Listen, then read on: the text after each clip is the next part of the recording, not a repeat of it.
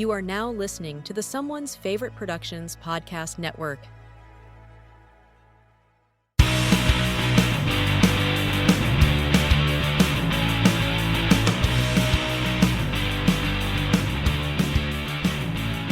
Hello there, and welcome back to The Disconnected, here with Jack Theakston from the 3D Film Archive. Jack, thanks so much for doing this today. Thank you, Ryan. It's a real pleasure being here. Well, the first thing, I don't think many people know who is behind the 3D Film Archive. So what do you do for 3D Film Archive? Well, the 3D Film Archive, we have a lot of associates, but the 3D Film Archive is comprised mainly of our fearless leader, Bob Furmanek, who has been spearheading restoring 3D films going back to the mid-'80s and started this sort of project officially in the early 90s.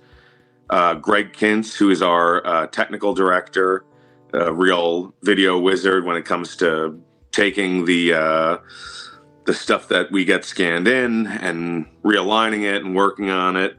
And then I'm the associate producer, and I essentially oversee elements of the restoration, make sure that things are being done in a way that we're going to have a good quality at the end of it.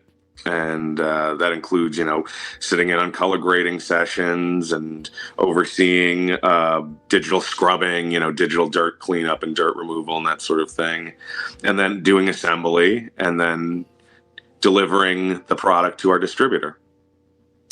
That's a lot. There's a lot that goes on behind the scenes on some of these companies like this. Yeah, for sure. And I think a lot of people don't understand the time frames that we work with.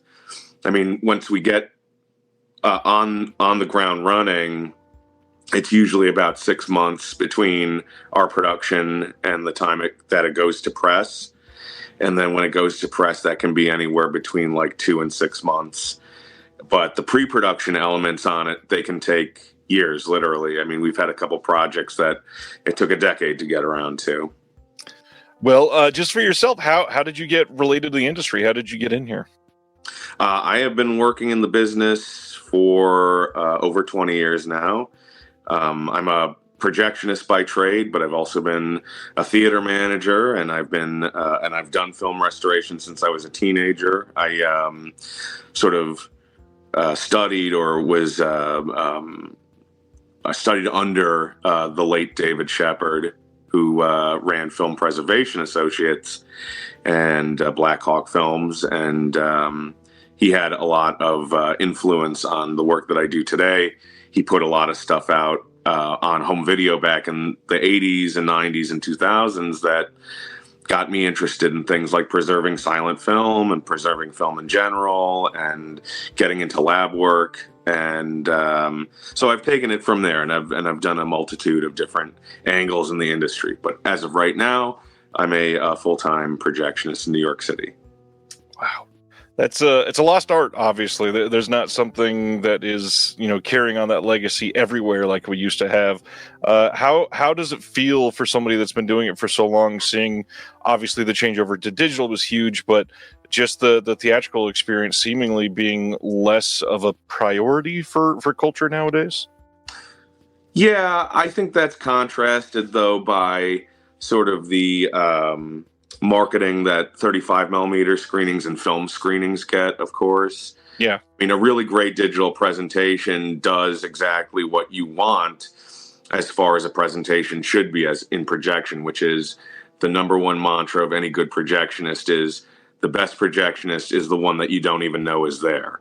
Right. And so if the digital presentation is done properly, that file is always going to stay the same. So it should be on the mark every time. And should be is obviously the key phrase there, because as a projectionist in the 21st century, you have to know digital first and foremost, and you have to know how to tackle and set up sites that are going to have digital installations and make sure that those are good, and make sure, there's a concept in a lot of people's heads that it's digital. You just set it and it's going to be that way forever, right? And that's never the case. You need somebody to come in like once a month to make sure everything's maintained properly, even if it's just changing air filters. Well, that, and obviously we still have bulb problems across many of these theaters. There's so many places that are running on technology they've had in place for a decade plus now since the digital changeover that are just look awful in quality. It makes me so upset when I go to one of those. Well, it's really saddening because who it hurts most of all are the independent cinemas. Yep. That really can't afford to keep upgrading their equipment every 5 years. The corporate chains, obviously, they can do whatever they want. They name their own prices for all that stuff. But in a good independent cinema where you're going to have probably more care and presentation taken by the owners, they just can't afford it anymore. It's becoming a losing value, especially with ticket sales diminishing. It's true. And I mean, not only ticket sales diminishing, but Disney being Disney and forcing people out and all these. Definitely. Yeah. And the other thing too is all this stuff is booked by territory. So if some place opens up, even if it's like 200 feet out of past that territory line, and you can't afford to be the high bidder on that film, you're never going to get it the first week. And you're still going to be locked into a 2 to 3 week contract on titles. Well, focusing more on 3D Film Archive, you all have been around, obviously, for quite some time, like you said, but nowadays it seems like the announcements are partnered with some of these other home video companies and are a title that you have been working on for quite some time, and just happy to see the project fully realized and released. What are some of the most exciting titles that you've been able to have a hand in over the years? Because there's been a lot worked on, obviously. Over the years, or what's coming up?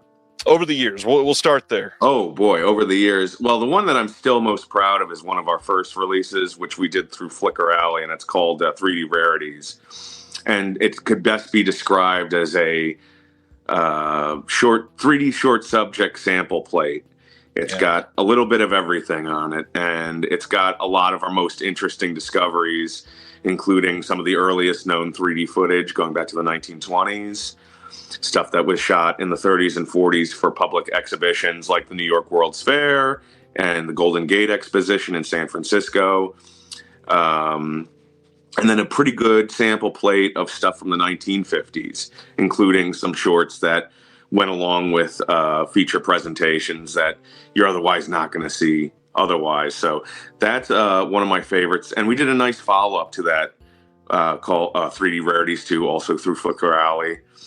And that's got a really nice feature on it called El Corazón y la Espada, which is Mexico's first three-dimensional film, starring Cesar Romero and Katie Jurado.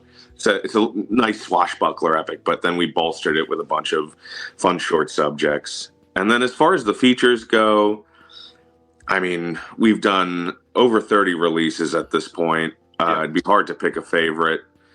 I really love the stuff we did for Universal, Revenge of the Creature, and It Came from Outer Space.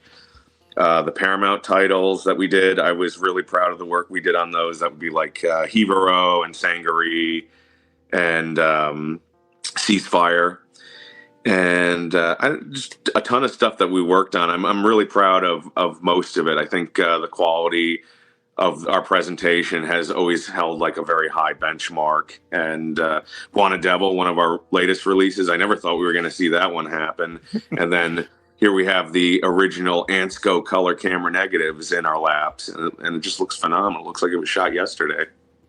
Well, when discussing 3D, obviously there's this bit of sadness for a lot of people that were steeped in 3D, a good 8 years ago, because we're not seeing 3D TV sold in the US. A lot of people are less aware that you can still watch some of these 3D titles with glasses and other ways that they can handle it. With the technology of 3D, if we can get technical for a minute, why is what the 3D Film Archive, why is it what... Let's see, what's the best way to say this? Why is the process differently than what other boutiques are putting into some of these negatives?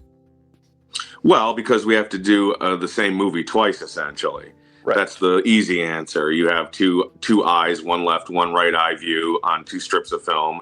So already compared to a normal feature presentation that we'd work on, a flat one, we now have to double the budget because it's double the scan time.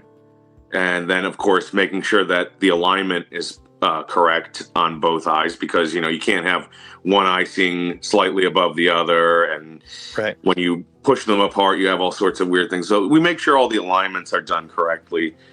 But I think there's really nobody else tackling it with the same amount of expertise that we have. I mean, not to toot our own horns, but we were the only ones doing this in the first place, and we've gained a reputation for what we do because we really do understand the stuff and we take our care with it. And sometimes that's a time issue. It takes a little bit longer to work on a project than it would for just a regular flat film. But I think the results speak for themselves, don't you think? I mean, I personally agree. That's why definitely wanted to talk to you guys. Every time that the 3D Film Archive is attached to a title, I know it's one that I have to own because the quality is always immense. And usually, the more exciting part for me is it's usually a title that either like you've heard about over the years and nobody's ever been able to see because it's so obscure, or it's a stone cold classic that everybody has seen in lower quality. And it seems like those two ends of the spectrums are like just funnel that right into my veins because it's the perfect way to appreciate this stuff. Well, and that's why I really loved the 3D films from the 50s from the get-go. I mean, even before we were doing all this, Bob was doing screenings in 35 millimeter, which is insane, of this stuff from the 50s. And the beauty of it is it really wasn't a prestige format in a way, because that 1952 to 1955, you get this great cross-section of just every genre, every production budget schedule from 1953. You have prestige stuff like, Kiss Me Kate or Miss Sadie Thompson, things that they're trying to push it as like a legitimate, like a grade A picture that's really going to play on Broadway for weeks. And then you just have like the bottom of the barrel, like Catwoman of the Moon, or like a Robot Monster, or Hana Lee or something like that. And then everything in between, every genre that you can think of: film noir, science fiction, horror, comedy, musicals, westerns. My God, there were more westerns than science fiction films made in 3D, but most people don't tab it up that way. They remember Creature from the Black Lagoon or House of Wax or something like that. Right. And then we get stuff like Buona Devil, and everybody's never heard of it, and then they see it, and it's like, wow, this looks amazing. and then the question is, what is that? What is that genre? Right. It's kind of a horror film, kind of a drama, period piece, kind of a strange movie to come out of the gates with. Yeah. With the 3D technology over the years, there are, lots of advancements that happen. As somebody that is very ignorant to the whole process, because there were a few, as far as I know, there's a few ways that they filmed some of these. Are there more difficult ones, other than the, levels of deterioration? Is there anything in the filming process that made things more difficult for you to restore nowadays? Not particularly. When it was the dual camera shoots, those are the best. The stuff in the 50s, because you essentially have like a full frame to work with. Once you move into the 60s and 70s with the over-under format, where they'd stack the right eye on top of the left eye in one 35 millimeter frame and present it at the same time, then you start getting into some tricky territory, because you get weird things like shading on the edges from the mirror boxes that they were using. And there's all this stuff in photography that we have to sort of unbake out of it, which is the magic sauce to what we do, But for the most part, the 50s stuff is really well photographed and doesn't need a lot of work. Every once in a while, you get a shot that's out of phase or out of sync. That means, one frame is being exposed after the other, so you're not temporally at the same time seeing the same thing. And it kind of looks like a watery motion. If you flicker your fingers like that, you'll see it. And we have some kind of crude methods of removing some of that, but sometimes it's just baked in and you can't remove it. That was the case with Buona Devil, for example. There have been some titles that you've done over the years that I, again, have never heard of, but the stuff that I've got is just an immense gift. And now I got to ask, how does a company like 3D Film Archive continue? Because it seems like no one is talking about these restorations at the level I want them to, because they're incredible. And some of these other companies that are out there, I don't know, the way they speak about struggling, and I'm like, well, the 3D Film Archive's been here forever. Well, listen, I mean, metals are great for polishing and putting on display, but I think at the end of the day, our fan base is why we do it, because there are people out there who want to see this stuff. They want to assess this stuff. If you're a serious cinephile or a serious historian, that's a huge piece of the cinematic landscape that just has always been put down and put in the background, and really shouldn't be, because these were hard technicians working a really hard system and doing their best to present Hollywood films in this process, any more than like CinemaScope or Cinerama or 70 millimeter or any of that stuff. It has its mantle in the Hall of Fame, and now we have the way to show it to people. So why not? Before you were with the 3D Film Archive, did you treat 3D like the art form that you see it now, or was it more? Yeah, it always intrigued me. Yeah, I had VHSs of some 3D stuff, like Rhino had put out The Mask in 3D. I think Elvira was the host on that. And there was an old Good Times anaglyph of Creature from the Black Lagoon. It always intrigued me. And then I went to a few presentations in the theaters, hit or miss. And then I met Bob, and he was really hardcore about doing this stuff properly and doing it on film. And he also happened to have the greatest archive of all of these titles that nobody else had. And so there were these weekly screenings that he would run that were just, they were great. It was a great sort of debriefer on all this. And then about 10, 15 years ago, more like 15 at this point, we saw an opportunity where this format was coming out, 3D Blu-ray. Before that, we had messed around with 3D with the old, I don't know if you remember this, but there on the CRTs, there used to be a frame sequential system with shutter glasses. It was terrible. And it was flickery, dim, but it was the only way to really see it, kind of properly, short of setting up a couple of projectors and putting polarizers in front of that. And that's insane in itself. And that sort of led the framework for what we ended up doing on 3D Blu-ray. And then when the spec came out and manufacturers were manufacturing televisions and players and pressing 3D Blu-rays, nobody was interested in the stuff that we had on the table. I mean, we had a ton of stuff. We had features that we owned. We had features that we had restored, stuff that was ready to scan in. Nobody was interested. And our first release was really unceremonious. It was Dragonfly Squadron through Olive Films, and to say that it was sort of unrestored is being kind. I would really like to revisit that title down the road. But then Flicker Alley came to us, and they were serious. They wanted to do something that was serious. They'd been working with Dave Strohmeyer on the Cinerama stuff, and they wanted to do something that would be prestige. And that's when we did 3D Rarities, and that really was the start of the ball rolling. And then we started working with Kino Lorber. I think the first one we did for them was The Bubble, and they liked it so much that they brought us back for more, and we've had such a great relationship with them ever since. I mean, Frank Tarzi over there has been like our cheerleader and keeping us going with these studios for just years now. He's a real asset for us. That leads into one of the questions I was going to have. Over the years, I knew of Olive Films, Flicker Alley, Kino Lorber. Are there many other companies that you guys have done home video releases through? We've done stuff with Classic Flicks. Oh, that's right. We've done stuff with the studios. We did a couple of projects for Universal Home Video, and I'd have to go. Now you're asking for me to fire neurons that just aren't. We've worked with a lot of companies, yeah. And we've worked for hire for a lot of companies, too. So we've done some work with some other companies like Vinegar Syndrome, I think, was one that we did some work with. And, we've done some work with some other companies. Keynote seems to be the main partner nowadays. Is that still the case?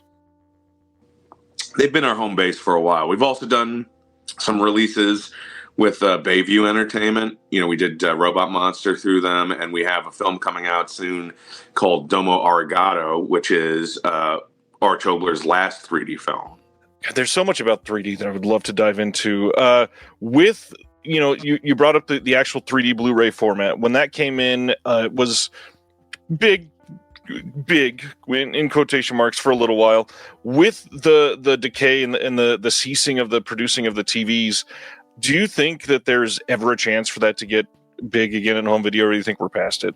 I mean, I do trade shows every year, and I see what's on the floor, and I have a pretty good idea of what the manufacturers are sort of getting to gear up for.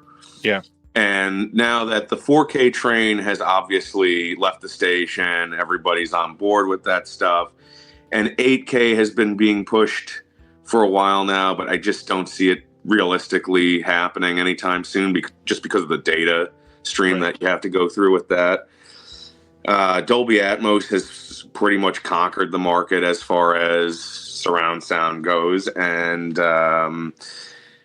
there's still sort of a battling HDR spec going on right now, but that's pretty minor in the grand scheme of things. I think you're going to start seeing 3D get dusted off again in the next few years, and the first and foremost thing that they have to do is standardize a 4K 3D spec, because as far as I know, that has still not been tackled.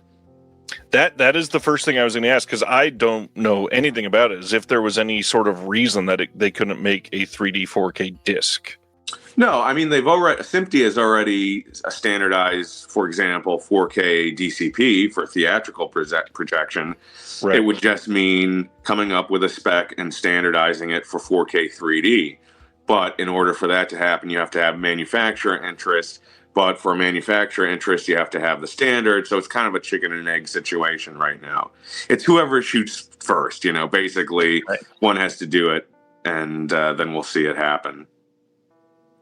Well, I mean, I think that would be enough to reignite a lot of people's interest, obviously. I don't know how much you're paying attention to it, but the fact that we're still getting 3D Blu-rays, especially a lot more than the U.S., but happening overseas fairly regularly, sure. Are those markets still fairly robust? Do you have an ear to the ground for that?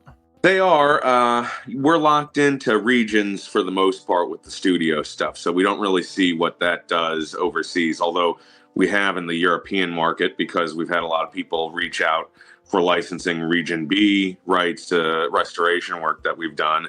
And that seems to have sort of a pretty good stronghold of people that are still set up with either 3D displays or projectors with 3D capability, which has sort of been the lifeline for 3D TV in general in the last 5 or 6 years, since manufacturers are getting rid of or have completely stopped manufacturing both passive and active displays. So the projectors are sort of where we see a lot of our customers gravitating towards. And those tend to be people that have a home theater set up in the first place. So why not throw in 3D, right? Right. Yeah, I mean, that's the way I've been kind of leaning on, hoping that it's going to get there, is if we're already throwing in all these other bells and whistles, let's bring something back that people seem to love for quite some time. And the technology is there. It really doesn't cost that much more to do it. If you're doing a passive display, it's using a certain type of LCD and also some chip software that's thrown in there as an extra. If you're doing passive, then you have to add an IR sensor, obviously, to reach the glasses. But, I mean, in the grand scheme of things, with the prices of monitors coming down tremendously, rolling in something like that for a couple $100 more for retail, it almost is like money on the table they're not grabbing. Right. You brought up active and passive, and for those that aren't super familiar with 3D, can you share what the difference between those two are? Passive would be Polaroid glasses. So the same, I thought I had a pair around here, but the same pair that you would wear at like a Real D screening in a theater. Right. Circular polarized, and the delivery on the TV set is a high frame rate, frame sequential system that's so fast it's imperceivable, but you get perfect cancelization with circular polarity. And then with the active glasses are the ones that are electronic. They're shutters that go on and off real fast using LCDs that are in sync with the player and basically do the same thing, except it's an eclipse system rather than polarized. So anybody buying any titles that the 3D Film Archive is putting out right now, they can still watch them on any player in the right way they want to watch them, correct? They can, because now we are also adding as a feature, as of I think a year ago or 2 years ago, anaglyph versions on those discs. The red and cyan glasses they're paper glasses. We throw in a pair in each case. You can order some more. They're really cheap. You can get some deluxe ones for like $2 on Amazon. Right. And that way, if you don't have a 3D set, you at least can get sort of halfway there. You know, if you have if your set is calibrated well, especially in 4K, the anaglyph process that we use to encode it is way better quality control than what was previously seen on home video. And so you can get a pretty good estimation of the 3D with that stuff. I would say the best presentation, of course, is with shutter glasses or with Polaroid glasses. But if you don't have that option, don't worry. You can still watch the anaglyph version on your flat setup. I've not considered this. Is it possible even to get a 3D TV to the States? Like, do you know of any way to import them right now? No, but there's still plenty of them that are out there on the used market. I always tell people, go up on Craigslist, go up on Facebook Marketplace. You can grab, if you know what you're looking for, you can grab a great, like, 50-inch for, like, $300. If you are one of those madmen that still want to see the 3D stuff, there are still options out there. And I think before those TV sets start dying, you're going to see manufacturers start bringing it back anyway. So I don't think there's really going to be a dead zone as far as the technology is concerned for actually watching any of this stuff, if you're serious about it. Nice. With Buona Devil, I think that's the most recent disc that's actually been released. Is that right? Yes. Yeah, that's our latest release, yeah. Can you share a couple of the other ones that were right before that for everybody that may have not been paying attention? All right, let me go back in my brain cells here. I'm trying to think of what we had just before that. Robot Monster, of course. That's through Bayview Entertainment. That's a classic, crazy, cheesy science fiction film from 1953 where the antagonist is a guy with a gorilla suit and a space helmet on his head. Lots of fun. We loaded that up with extras too. That was really a fun project to work on. Before that, The Man Who Wasn't There through Kino Lorber. That's a more recent release that we did. We did a few flat projects before that for Classic Flicks. Both seasons of the Abbott and Costello show, which we scanned in 4K off the camera negatives. It was a now or never situation. They were starting to deteriorate, and we worked with the Costello estate and scanned in and restored all 52 episodes. They look incredible. That's so much work too. I'm so glad that people like you were doing something like that. It took us months, and it was a lot of sweat equity for sure. A lot of sessions down in my basement with Bob grading episodes. Is this good? No, we could push it this way. We could go this way. Right. Another project that we did that was Abbott and Costello was their one of their 2 color features, Jack and the Beanstalk. Yeah. And we did that through Classic Flicks, and that is probably the project I'm most proud of because we spent so much time on that. That was a 2-year production, and that was in the middle of COVID on top of it. We loaded it up with a bunch of great special features. I mean, there's more special features than there is film on it, believe it or not. And that was really a love letter to Abbott and Costello and something for the fans. So that one I'm really proud of. Nice. One thing that I try to ask, especially some of the smaller labels like this, is anybody that is, wanting to help. What is the best way to support the 3D Film Archive? Just keep buying our stuff. We've got a Kickstarter for the Roadshow edition of The Bubble. We're calling it the Roadshow edition. It's the original Roadshow version of the film before it was cut for general release. And Kickstarter loved the project so much that they extended the campaign. Oh, wow. So you can jump up and get in on that soon. We're doing exclusive. I think Bob said we're going to do exclusive film frames from Stereo Vision for people, some actual 35 millimeter frames. So if that's something you want to have up, in a display case on the wall, it's a great thing. We did that with the Abbott and Costello show too. People really seem to get a kick out of that. Yeah, man, and that's great. Yeah, just spread the word around and show people this stuff. If you have a 3D setup, have a party night, have people over. I do that here all the time, and people get such a kick out of it. I always have my go-tos for people who haven't seen 3D for the first time, so I'll go to that. But every once in a while, I'll have some friends over, have a dinner party, and then we'll sit down and watch something just out of left field, like Diamond Wizard or something like that, and they get a kick out of it. Speaking of projects to support, you have announced more recently. I think the last one was Hyperspace. Yeah, Hyperspace is on the plate. We just finished, and it will be out shortly. The Glass Web from 1953. That's a Universal mystery film with Edward G. Robinson. We're about halfway through Paramount Pictures with Money from Home, which is a Dean Martin and Jerry Lewis comedy that was shot in a kind of a unique process. It was 3D Technicolor. And for those of you who know your film technology, Technicolor cameras used to run 3 strips of film through it at once, recording red, green, and blue light. So we had to scan in 6 strips of film and recombine them for this project. So we've been really careful about realigning it, making sure there's no registration problems, and then aligning the 3D on top of it and the grading on top of it. So this has been probably one of our most challenging projects to date. I mean, that is so much. We talk about some of these older films being, closer to deterioration or needing the best restoration. But when you're talking about that and the prices increased, you can see why they don't get the love and attention they truly need right then.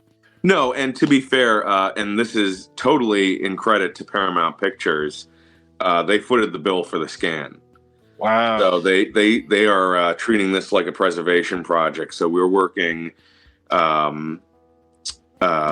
really closely with them to make sure that this is done properly. And it's being done all, of course, in 4K too. Jeez, that's fantastic. And now that we've got the most information out of that film, it will be preserved as long as we can. That's incredible work. Yeah, and I think the one thing that we did out of the gate was we made sure that we were working in an HDR workspace. Oh, wow. And so the composites were done that way. The grade is going to be done in SDR, but it still looks tremendous. I mean, the 1080 of it that you'll end up seeing on Blu-ray is going to look perfect. Other than just buying the discs, is there anything that 3D Film Archive ever does, like the Kickstarters, that is a general way for people to find you or follow along with what's happening? Oh, yeah. Well, obviously, all our social medias. Check us out on Facebook, Instagram, Twitter, all that stuff. We're all out there. Just look up 3D Film Archive. You'll find us. But we do occasional Kickstarter campaigns, and sometimes they're for offbeat projects that aren't just restorations of films. Like we did a Robot Monster graphic novel this year, the Kickstarter for that did very well, so that's going to be out there. And the nice part about this too is it's employing a lot of people we know. Right. In the graphic novel case, there's a handful of artists, editors. This is not money that's just lining our pockets. We're paying people here, so this is making jobs. We're making jobs here. Oh man, that's great. Future projects, anything that you can share that has not been announced or want to share with the world to get them excited? Well, I mean, I am trying to hype people up on Glass Web and Money from Home. Money from Home is going to be a really great looking release. I think everyone's going to be really excited about that one. Domo Arigato is also on the plate. That's obviously something that if you're a fan of The Bubble, which is also another project we're going to do, they go sort of hand in hand. You can finish the Arch Obler trifecta of 3D movies after Buona Devil, of course. Domo Arigato is out the door. It's going to be going out to the Kickstarter patrons first next month, and then it'll be a general release in February for that. Glass Web is early 2025, and then Money from Home is summer of 2025, and Hyperspace is to be determined at this point. And then we have, I can't say anything yet, but I can tease it. We have a little interesting mystery project on board, but I guarantee everybody who's listening to this, and even the most hardcore 3D fans, it's nothing you've ever seen and ever heard of before, but it's amazing. It's really cool stuff. So I'm just going to set that there and tease that out, but we'll be announcing that probably in the next few months, and that is really exciting stuff when we get to it. Jack, I don't know how to thank you for this. There's so much that I've adored about 3D throughout the years. This has been an enlightening conversation for multiple ways. The last thing I was going to ask, for anybody that doesn't know like the history of 3D, do you know of any great resources that they could go to find just the technology, all the films that have been done in 3D, anything that would get them excited about what you're doing? There is a book that is in the works right now. It has not been published yet. It's in the middle of being edited. And it's by a very talented writer by the name of Mike Ballou. And forgive me, Mike, if I mangle the title of this one, but I believe his tentative title for it right now is So Close You Can Touch It, or Close Enough to Touch. And it is going to tell the complete history of 3D films. He has interviewed many people that never got interviewed. He's dug and dusted off files that never saw the light of day when they got stuck in archives. It's going to be the complete history of the format. There's also, as far as resources go, our friend Eric Kurland runs 3D Space in Los Angeles, and he's always doing demonstrations out there, screenings out there. So if you're in the Los Angeles area, definitely look that up. The National Stereoscopic Association has had us at their convention almost every year. They have a great resource, including Stereo World magazine, I believe is the one they published. Forgive me if I got that wrong. Yeah, there's a bunch of resources for just general 3D stuff. As far as 3D filmmaking goes, there have been books published in the past, and they've been hit or miss. There's a book called Amazing 3D that's now out of print by Dan Sims and Hal Morgan. That's a great formative starting point. There's a book called 3D Movies by R.M. Hayes. Take that one with a grain of salt. There's a lot of misinformation in that, but that gives you at least like a general checklist, I suppose. But yes, if you're really interested in the subject matter, definitely keep an ear to the ground for Mike Ballou's book coming up soon. That sounds incredible. There's been a lot out there, but like you just mentioned, there's been some misinformation. I would love to have just the definitive book on the shelf. For sure. I mean, when we started, there were so many films that people thought were in 3D, but they weren't. And now things are starting to get muddy in the waters because there are a lot of AI conversions of 3D titles being done, and they are really tremendous. I mean, I've seen a number of those, and when it's done well, it's done really well. But I think it's going to confuse some people as to what is native 3D and what isn't. Yep. So having a good master checklist, I think first and foremost, is important. Jack, again, thank you. This has been incredible. I can't wait to see what people think and share this around, because every time the words 3D Film Archive is just associated with the title, I get excited because I know it's going to look great, and I hope people feel the same. Pleasure's all mine. Thanks for having me, Ryan. Thank you for listening to the Disconnected Podcast. There's one big thing that you could do to help the show, and that is to leave a rating and review on the podcast service of your choice. Thank you.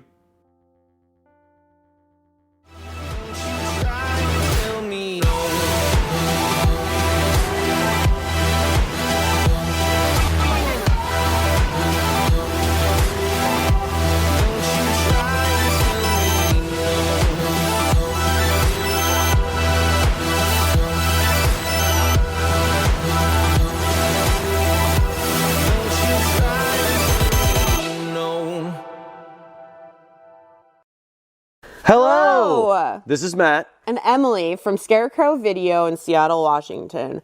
Did you know that we have the largest video collection in the world? We have over 146,000 titles and growing. That's over 3 times more than Netflix, Amazon, Max, and Hulu combined. Plus, Scarecrow now offers rent-by-mail service throughout the U.S., so check out scarecrowvideo.org for details. You can catch Emily and I, or Matt and I, if that was going to be you saying that, on our bi-weekly YouTube show, Viva Physical Media, for video recommendations and so much more. See ya! Bye!